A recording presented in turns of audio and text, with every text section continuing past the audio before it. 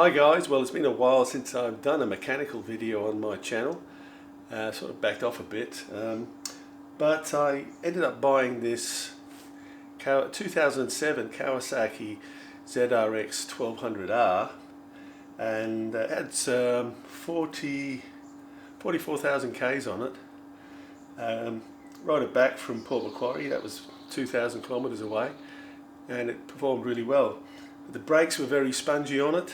So I've done up all the front end. I've done the fork seals, headstand bearings, and did all the brakes. So it's all nice now. But so now I thought with that amount of Ks on it, I'd get stuck into the engine and do the valves and probably pull the AIS, the air injection system, out. But one of the things I did want to do was the clutch tensioner on the side here, because yeah, it's a common fault with ZRXs where the tensioner arm comes in and hits the outer pressure plate. So unfortunately I started it yesterday, and I got up and I thought, well, I better make a video about this. So I'll just show you this area here with that's been damaged, and I'll guarantee nearly every ZRX will have this damage on it, and it can lead to a catastrophic failure of your clutch if the tensioner actually grabs hold of the clutch. Well, you can see the clutch area here, and you can see the damage that's been done to this outer pressure plate. Now, I've done the rebuild already on this, which is a James Crompton rebuild, which is this aluminium billet machined part here. And the tension is going to go in there like that, and there's a little lock nut there at the moment that I haven't released to bring the tension on. But this arm here, you can probably see where it's been hit, will, as the bike starts up and decelerates, it slams into here, and you know, if it latches onto one of these, it's going to just explode, you know. So I took this apart yesterday, and actually somebody had done a bit of a shonky and put these washers behind the tensioner device, behind that, and they had this sleeve, this little sleeve here, that was mounted in here to act as a stop. That's yeah, not the best of fixes for this problem. Really, James Crompton with his design for this tension device is the best one out there. You know, I recommend that's the one to fit. So yeah, I'm not going to do this just yet because I've ordered a new pressure plate. I don't like the way that's been damaged, so I'll get a new pressure plate in, and then I'll fit the whole lot. Hi guys, well my parts have come in. I've got a new clutch plate to go on, and I've got the tensioner, Crompton tensioner to go in. The first thing I've got to do is get this pressure plate off.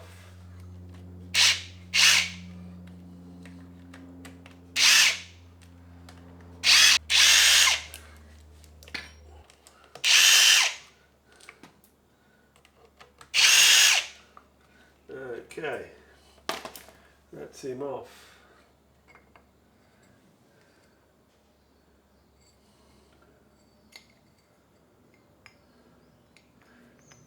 So we've got the pressure plate.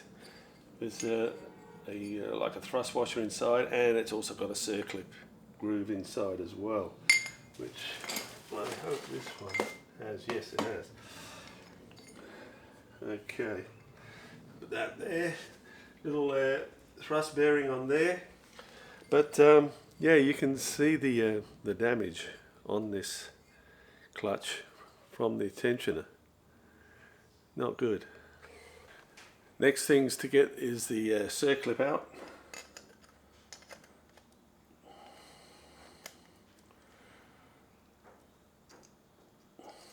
Here we go. One circlip. That can go back into this one.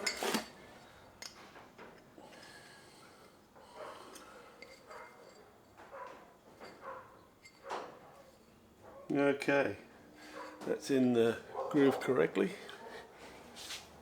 This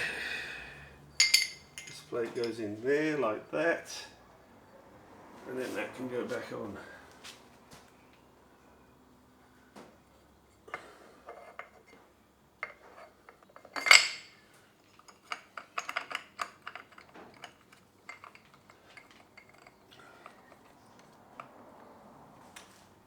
Yeah, when putting this plate on, okay, it goes onto the, your main lugs here where your bolts are, but also jiggle it around so that it fits into, there's other little lugs at the back there.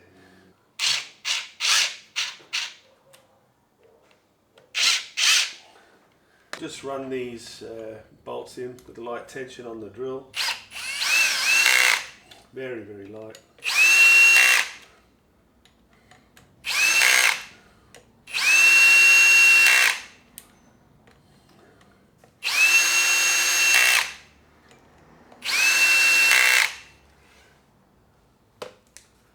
Alright. Just check that with the hydraulics. Yep, that's all good. Alright, we tension them up to 11 Newton meters.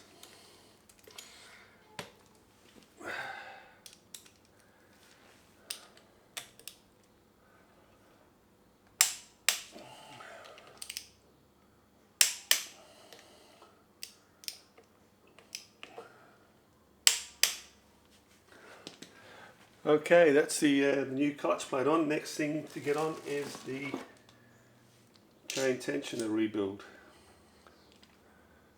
Okay, so I'm going to put a little bit of blue Loctite on these bolts here. Okay, the tensioner is ready to go in. I've got the spring tension being held by this little bolt, which will come out. I've double checked that the little spring that goes inside there goes into that slot on this aluminium Crompton block. So this is now ready to go in. So I'll put a little bit of Loctite on these bolts. First a little touch. And the tension is 9.8 Newton meters. So we'll just set that to 9.8. That just goes in here.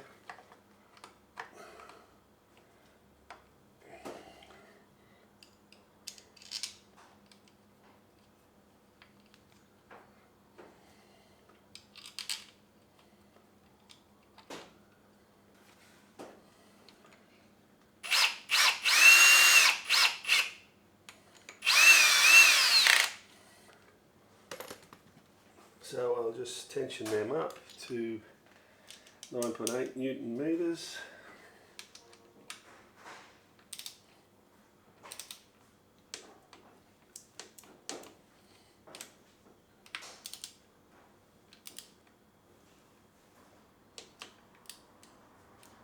That's it. All good. Next thing, we'll just undo that bolt. Take this little bolt out here and the tension will come onto the chain. Yeah, that's it. All good. Okay, here's a close-up look of the tensioner install. But yeah, that is going to slide down nicely now, and you see that's never going to hit the clutch here. It's going to keep the right sort of tension on it. And a nice new clutch plate. The old one not looking too healthy, you know. Quite a bit of knocking happened on that. Now you can see these small lugs, like if it grabs hold of that, the whole thing's just going to explode. So I'm really glad that's all sorted out. I might leave this cover off for the time being until I get the get it all back together and just give it a small turnover just to see that yeah, everything's okay.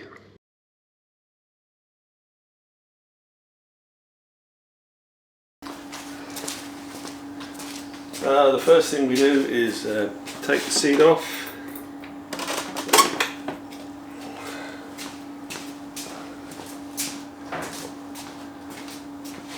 And next we have to remove the tank. There's two bolts back here, and then this tank will lift up and we can get underneath it. So the next thing we've got to do is get the fuel line off and the vac line to the petcock. So we'll pull this hose off. Okay, pull the fuel line hose off. Just watch the fuel doesn't get all over your bike. Have the fuel cock in this position.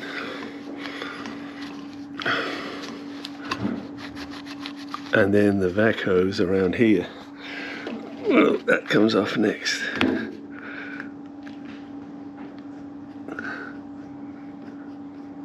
So that's the two hoses off.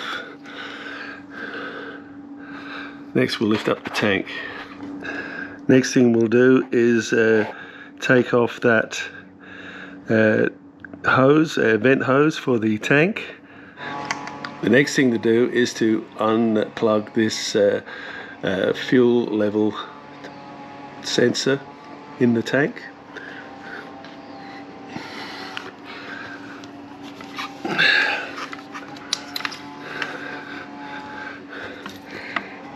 Fuel level sensor is now disconnected, so now we can remove the tank. Okay, the tank is now ready to come off. There goes the tank. Let's put this in a very safe spot. The next thing we want to do is to drain the coolant. So we'll just unloosen the radiator cap, coolant in there, and then we'll come down the bottom here on the left hand side, and this pipe here, that's the drain plug there. I've loosened it off. Just drain that coolant out.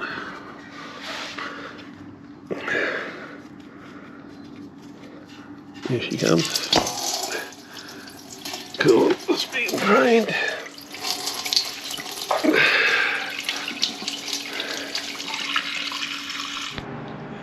I won't do it now, but behind this cover is the overflow tank.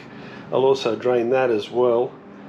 But the next thing we're going to do is to take off the radiator hoses. So I'll start on this side. I do want to take these plates off and get them repainted as well. So we'll get these hoses off next. I'm just going to take these screws off this cover. Give me a bit of room to see how this hose is going. I've undone the clamp. Next we'll pull this hose off. Okay, get this hose off. Yeah, that's him off. This can now come off. And they just fell out. But yeah, that needs painting.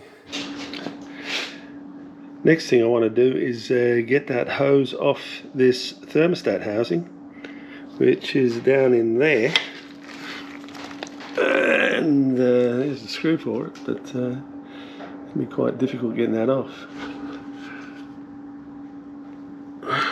I've loosened that clamp bolt off on that hose, and I can get this down pretty easy actually. So there's the hose off there. I don't know what it's like getting it back on, but it's off. And I think we want to take this hose off as well on the back of it, going to where the carbies are. I'm going to get this thermostat housing out the way, so I'll just connect that and undo the bolt.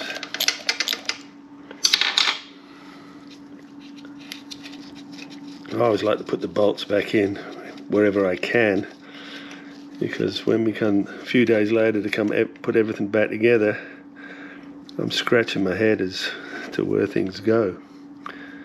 So I'll just put that back in there, and then I'll go around the other side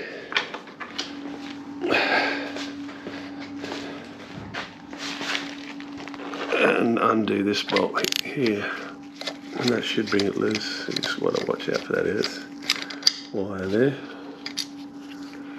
That will stay there.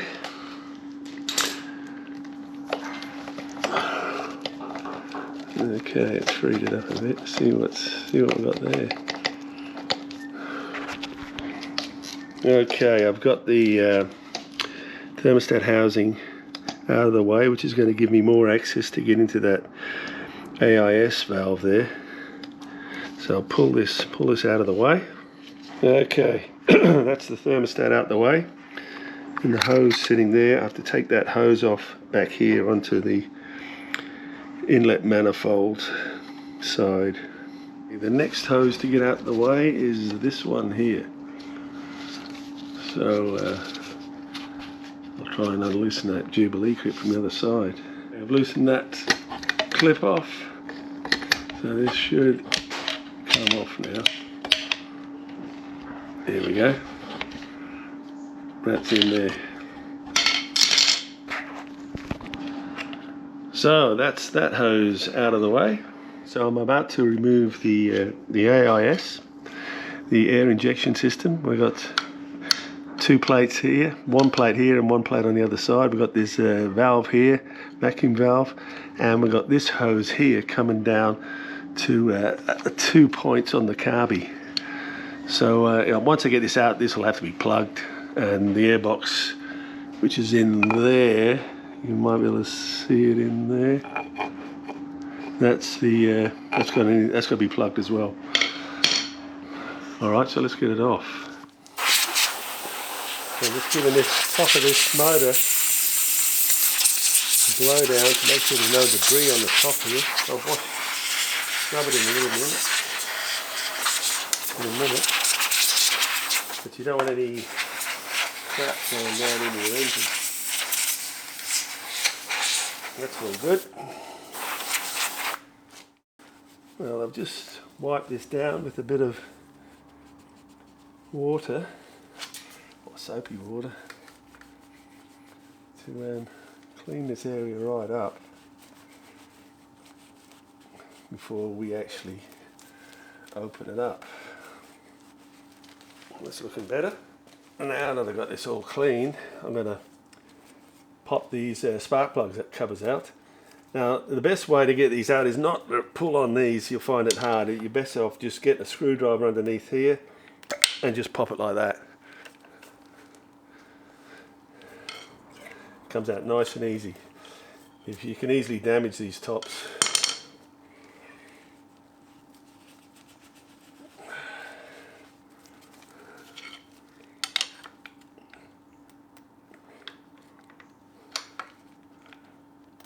There we go.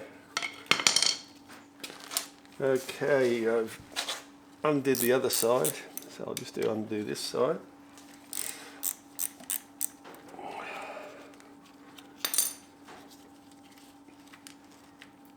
Okay.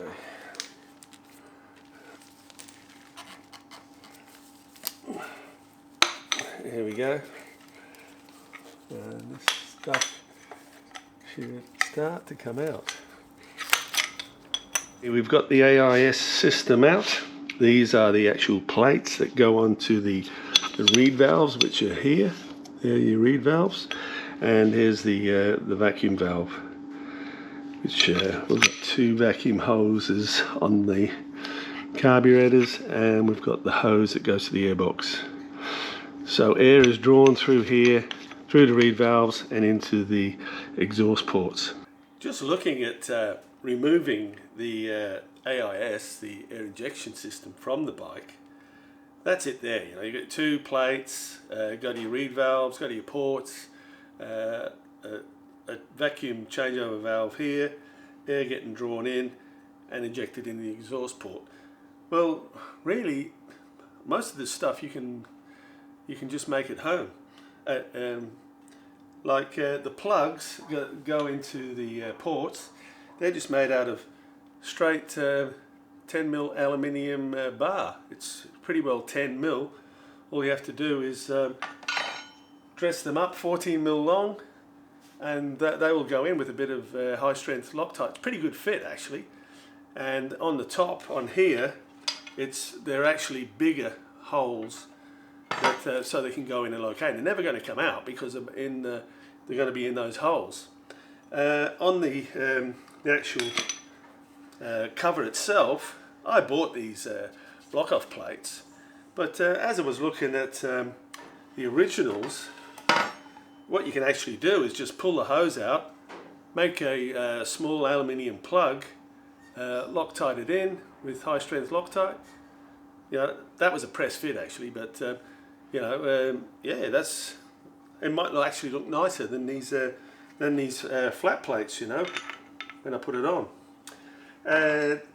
Okay, you've got your block off plates to do, your plugs to put in, and the other thing you've got to do is this pipe here goes into the air box here.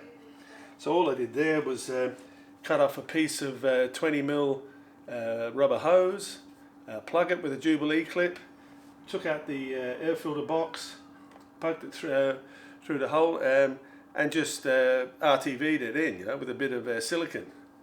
So yeah, that won't come out. It's got the airflow's going that way. So that's all plugged off. All I've got to do now is plug these two little pipes on the carbies, so we don't need any vacuum there. But yeah, a lot of the stuff is probably available in your shed that you could, if you wanted to get rid of the AIS, you could just do it in your shed. Yeah, just looking at the 4 plugs in there blocking off those AIS ports, just made from 10mm aluminium round bar, 14mm long. Next thing to take off is this small guard here, which I think I'll take out the left hand side because there's a wire on there, but I can get my hand in there quite easy now. So that comes out. Okay, the next thing is to get all these bolts out of the top cover, and then we're ready to remove the cover and see what's inside. I did take this radiator cover out because yeah, that lug there, it was stopping the cover coming up. So that's out. There's a wire on there on the other side to disconnect from this hole. So yeah, that should come off now. Just tap with a soft hammer to free this up. That's him.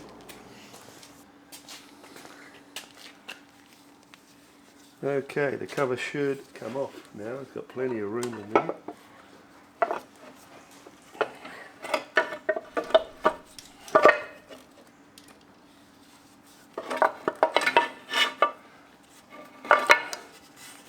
And there she is. Cover off. So now for the first time I can look into the belly of the beast. So the next things to do is to get into the valve timing. One thing I do have to do, these are the ports from the air injection system that goes into your exhaust. Now these have to be blocked off, otherwise you can get oil into there and smoke into your exhaust. So I've got to block them off as well. Okay, let's get into some valve timing. The next thing we need to do is to remove this cover.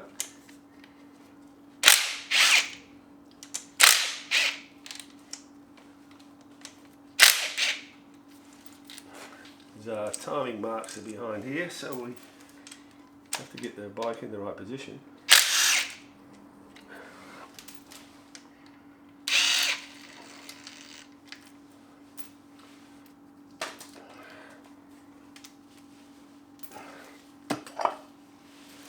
There we go. Oops, a bit of oil in there. Somebody might have put a 4-degree bloody plate on this. Now when you measure these valves, the place to measure them is between the shim and the rocker. Some people are measuring up here, which is incorrect. You will get different reading if you measure at that point compared to that point. So the book says this point and the book is correct. Okay guys, we're now into the valve clearance check. And this particular bike had one of those 4-degree plates on it with no marking, so I've just gone through and marked it. But now I've set the bike up with number 1 on its compression stroke and the T mark aligned with this little pointer here. So number 1 is now on top dead center. When number 1 is on top dead center, we can check all these valve clearances. And looking at this one, if I can get in here,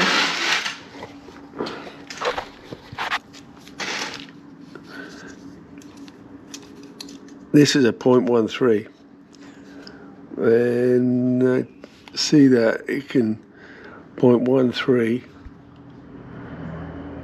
easily goes in there, so it's not too tight. 0.13 there and 0.13 there.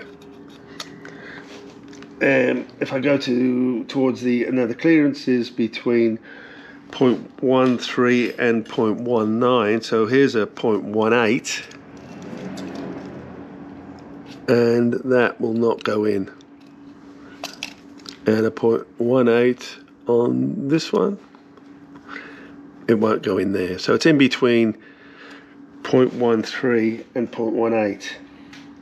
A 0.16 here will nearly go in there, but won't go in there. So I'll try a 1.5. Now here's a 1.5.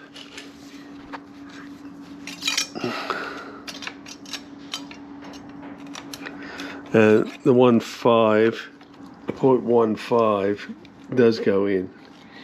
It's not a bad fit actually. So I say that's 1.5. On this one,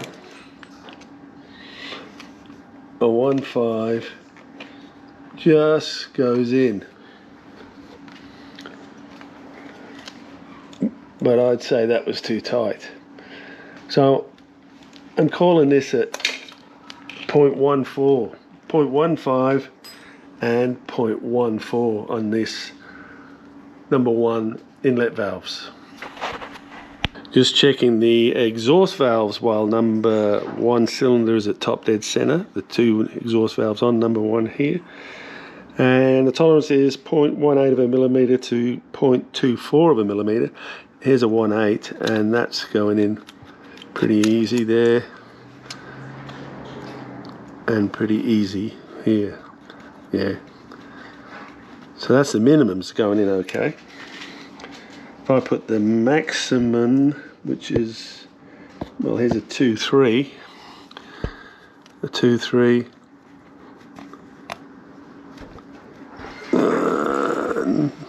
going in a little bit, not going in right through the tight. This one's definitely tight. Okay, let's try a 0.2.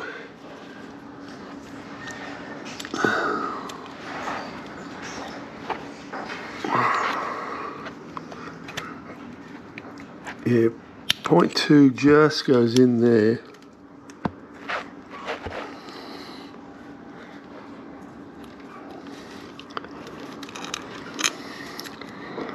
And no, it's not going in there. So looking at those 2 exhaust ports with 0.18 going in pretty easy and 0.2 not, I'm going to call it at 0.19. Okay, we've now gone through and measured the gap between the shim and the rocker arm on all valves. And the next thing I've got to do is to remove the shims and measure the shims, and you do that by pulling back the rocker arm, which is in there. You can see that, move back and expose the shim and pull that shim out and measure it. Now I've just pulled the shim out of the second valve here on number 1 cylinder, so we'll go over to the bench and measure that. Okay, I've got number 1 cylinder set at top dead center on its compression stroke, and I can go through and check all these valves here in that position. I then set it up to number 4 on top dead center. It's a compression stroke, and then I can go through and check all these valve clearances. I then write them down on a sheet like this. There's all my exhaust measurements, and there's all my inlet measurements. Now, exhaust spec is 0.18 to 0.24. On the majority of them I was getting 0.19, which was within spec. Similar on the inlet, it's 0.13 to 0.19. I'm getting these measurements, 0.18, but some of them are a bit low, 0.13, 0.13, 0.14. So really the next step is, if you're in spec, you don't have to take the shims out, but the ones that are out of spec, take the shims out and measure the shims. So I've done that on virtually on 5 of them. 2 here, 2 there, and 1 here.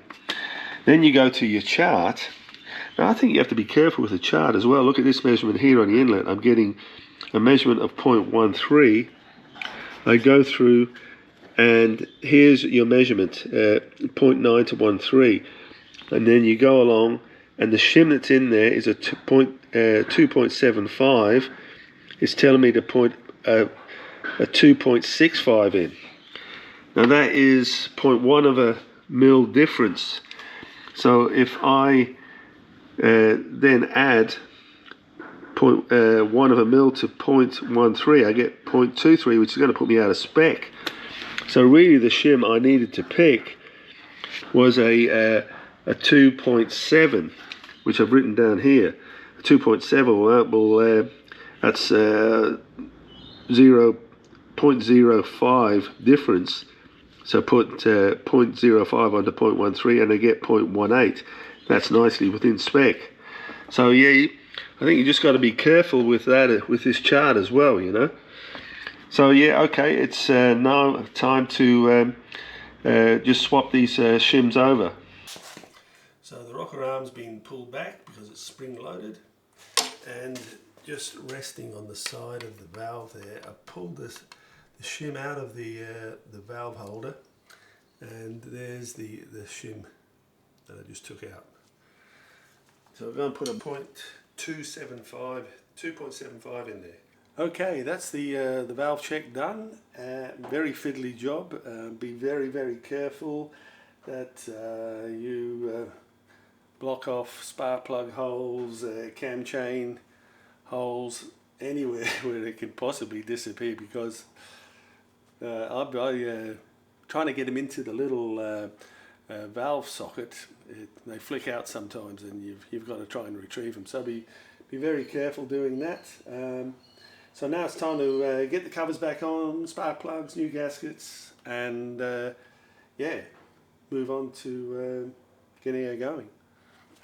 Okay, new plugs, new seals around the plugs.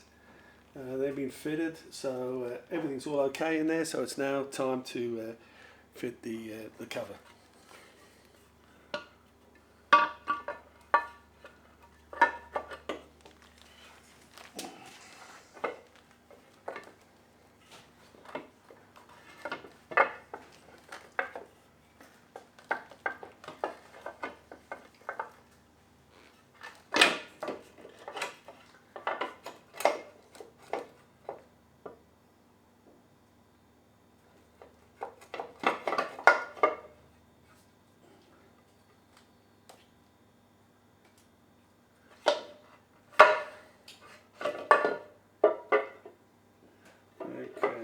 Roughly in position. Make sure that gasket's sitting down right. Get the bolts in and see what we've got.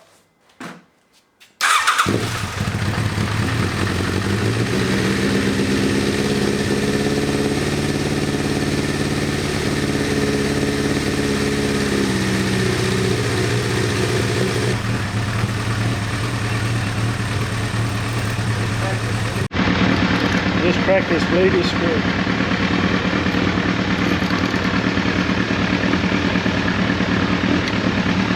A lot of water coming out there.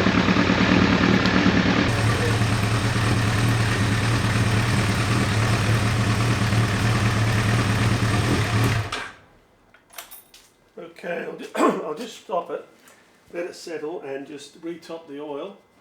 Yeah, I've just topped up the oil after the filter took a bit of that oil, and check the water. The water's okay, bled that.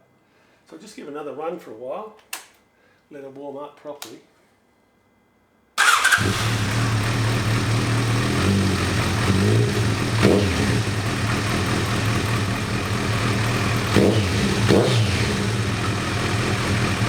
Okay guys, the Kawasaki is all back together. The oil has been topped up and checked. The radiator fluids have been done and bled. So she's all ready to go. So the last thing I'm going to do while I got the tank off, because it's never been done since I got this bike, is check the synchronization of the carbies. So we'll just go through that. Okay, we'll just start the bike. Got a little bit of choke on it at the moment, so it warmed up. The first thing to do is to make sure these 4 gauges are synchronized. How I do that, I'll show you on the GoPro. On the GoPro, I've got a little bank of, well, it's actually 5 valves there, but I'm using 4 of them. This one's closed off. Going to the back line, the petcock at the moment, and so they're all reading the same vacuum. And yeah, you set them by just pulling the plug out here and adjusting the screw so all your needles are equal, you know. They're all pretty well synchronized now, so we now know the gauges are all the same. So the next thing to do is to connect them into the ports of the carburetors. Okay, the 3 plugs and the petcock vac line are off, which connect to these ports here, these vacuum lines. And here you can see the adjusting screws that we have to adjust for synchronization. This one does carbies 1 and 2. The one on the other side, there's 3 of them, does 3 and 4, and this one does the 2 synchronizes the 2 pair. So the next thing to do is connect the vac lines to the gauges.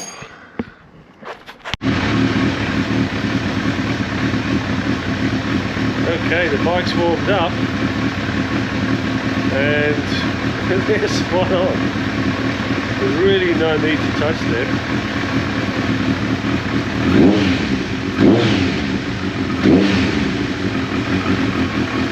They are pretty close.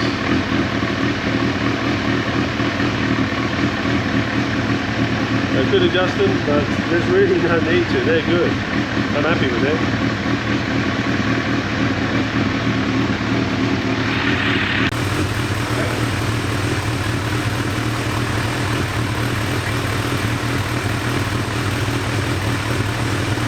Well, that's it, guys. I've not gone any further with this. That sync's spot on, so I'm going to just leave well alone. The bike runs really good, so I'm just happy that they're in spec. So yeah, have fun with that. Well, guys, that's it. The ZRX is all back together. She's just ready to go for a bit of a test ride now. So I hope this information is of use to you. Thanks, guys.